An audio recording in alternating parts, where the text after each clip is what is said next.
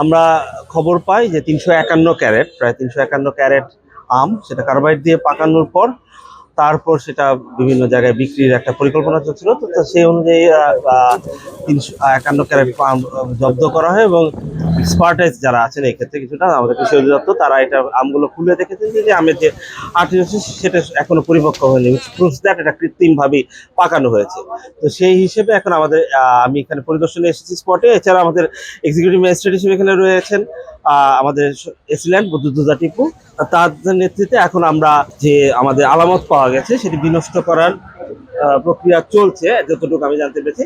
তার পাশাপাশি যেহেতু অপরাধী পাওয়া যায়নি, নিয়মিতভাবে বিষয়টি কারা এর সাথে জড়িত তার জন্য আমার কাছে ইনফর্ম করা হয়েছে যে আইন শৃঙ্খলা বাহিনী তারা যথাযথ তৎপরতার সাথে খুঁজে বের করার চেষ্টা করছে এবং আশা করি খুব শীঘ্রই তারা সেটা খুঁজে বের করতে পারবে। আপনারা জানেন যে আমাদের বিভিন্ন প্রজাতির আম প্রক্রিয়াজাতকরণের জন্য আমাদের যে ক্যালেন্ডার করে দেওয়া হচ্ছে, তার পাশাপাশি যে অবৈধভাবে কার্বাইড যে পাকানো হচ্ছে, কার্বাইড দিয়ে পাকানো হচ্ছে, সেই আমগুলোর ক্ষেত্রে আমরা অভিযান নিয়মিত পরিচালনা করছি, যার একটা নমুনা আপনারা দেখলেন।